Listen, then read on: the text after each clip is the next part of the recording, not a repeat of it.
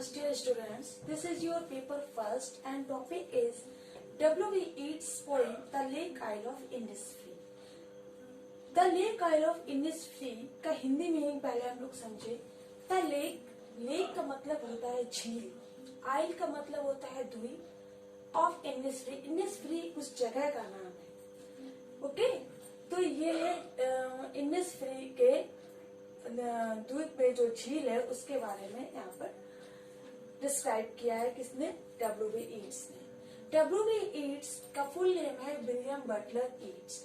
William Butler Yeats was born in 13 June 1865 and died in 1939. Okay, ये इनका birth और इनकी डेथ के बारे में आप लोग नोट कर लीजिए. सबसे पहले हम जानेंगे कि इसका इंट्रोडक्शन का परिचय इस पोएम का. It is one of the most famous poem of modern times. The lake isle of Innisfree जो पोएम है वो मॉडर्न पोएम्स टाइम्स की मतलब आधुनिक समय की बहुत ही प्रसिद्ध कविता है. Yeats has himself recorded how the idea of the poem originated in his mind. W.B. Yeats ने ये पोएम लिखने का आइडिया कब लिया, कैसे लिया, ये हम उनके दिमाग में ये विचार कैसे आया कि मैं ये पोएम लिखूं या मैं मतलब इस पोएम को ये नाम दूं the lake isle of Innisfree. Okay, तो एक बार वो a fountain in a London shop will call to the poet. एक लंदन शॉप में वो बैठे हुए थे और वहां पर एक फाउंटेन चल रहा था जिसको देखकर उनको याद आया और उन्होंने नेचर के बारे में उनको मतलब याद आया और उन्होंने सोचा कि मैं नेचर के बारे में उसकी क्वालिटी को उन्होंने सोचा और उसके बारे में उन्होंने पोएम लिखने का सोचा. तो उस फाउंटेन को देखकर उनको झील की याद आई कि द लेक, तो उस झील को, झील कहाँ पर होती? द्वीप में. तो द्वीप में वो इनिसफ्री के द्वीप में जाना है. उन्हें ऐसा लगा कि इस नॉइजी सिटी में, इस लंदन सिटी में वो बहुत ज्यादा नॉइज है, बहुत ज्यादा शोरगुल है, तो इससे मैं दूर जाऊं और एक शांत जगह बैठूं और नेचर का आनंद लूं. ठीक है, तो उन्होंने एक लंदन शॉप में जब बैठे तो उन्होंने फाउंटेन को देखकर जो है उनको ऐसा लगा कि वो ये पोएम लिखे. The beautiful sight and sounds of his beloved inland of Innisfree.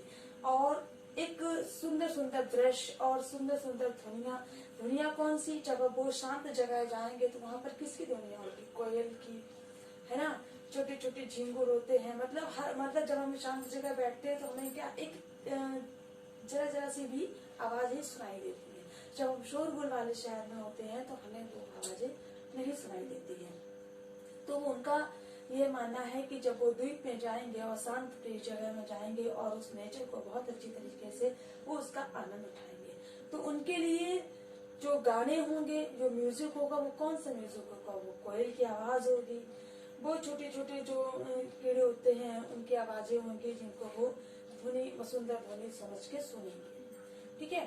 It is an indirect protest. ये क्या है? ये पोएम क्या है? एक इनडायरेक्ट प्रोटेस्ट, एक रक्षा है against the noisy and vulgar city life. इस सिटी लाइफ को क्या बोल रहा है? वल्गर, बहुत ही ज्यादा भद्दी, और नॉइजी माने शोरगुल के विरुद्ध एक मतलब इनडायरेक्टली वो एक रक्षा है, मतलब शांतिप्रिय जगह में जाना. And an expression of the poet's desire, और एक व्यक्तिकरण है किसका? कवि की इच्छा का, जो वो बचाना चाहते हैं to a spot of the primitive simplicity and idealised beauty. एक सुंदरता को और उसके जो सादगी है उसको वो बखान करना चाहते हैं, उसको बखान करने की और इनकी एक इच्छा है, और जो नॉइजी प्लेस है इससे दूर जाना वो चाहते हैं. तो इसी के विषय में उन्होंने इस पोएम के लिखा है the lake isle of Innisfree में कि वो कहाँ जाना चाहते हैं. आई विल गो अराइज, वो कह रहे हैं कि मैं उठूंगा, एंड गो और जाऊंगा देयर, कहाँ? The lake isle of Innisfree. ये टेक्स्ट की लाइनें हैं जो मैंने आपको ये बताई है. अब मैं आपको इसका एक हिंदी सारांश मतलब इसका सारांश बता दे रही हूँ थोड़े से शब्दों में. ये आपका ये जो लाइन्स है आपकी, ये इंट्रोडक्शन में काम आएंगे. ये आप पूछ देते थे theme of the poem the lake isle of Innisfree, तो ये आपको काम आएगी. ओके, तो मैं इसका आपको हिंदी मीनिंग बताती हूँ. उससे आपको इसकी पूरी थीम के बारे में पता चलेगा। The poet decides to go to the inland island of Innisfree and settle there forever. जो कवि है वो जाना चाहता है कहाँ पर, आइलैंड द्वीप में, किस कौन से द्वीप में, इनिस्फ्री के, एंड सेटल और वहां पे सेट हो जाना चाहता है देयर फॉर हमेशा के लिए। He will build a cottage, वो एक वहां पर जब वो जाएगा तो क्या बनाएगा, एक रहने के लिए झोपड़ी बनाएगा, out of clay and twigs, जो किसकी बनी होगी, झाड़ियों की, मिट्टी की। He will grow there 9 rows of beans, तो और वो वहां पर सेम उगाएगा, 9 सेम की क्यारियां उगाएगा। He will also have a bee, और वो एक मधुमक्खी का छत्ता भी लगाएगा, and enjoy the humming sound of the bees, और फिर जब रात होगी तो वो उन हमिंग जो मधुमक्खियां हैं उनकी गुनगुनाने की आवाज उनको सुनाई देगी।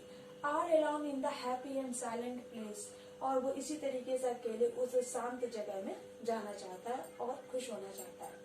ही expects to find peace, for peace is the breath of the air, और वह आशा करता है कि वो उसे शांति मिलेगी, शांति के लिए ही वो उस हवा में सांस लेना चाहता है।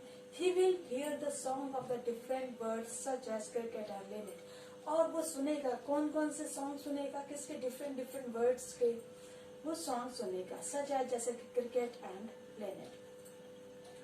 He is going to the island of Innisfree because he hears the call of the island day and night.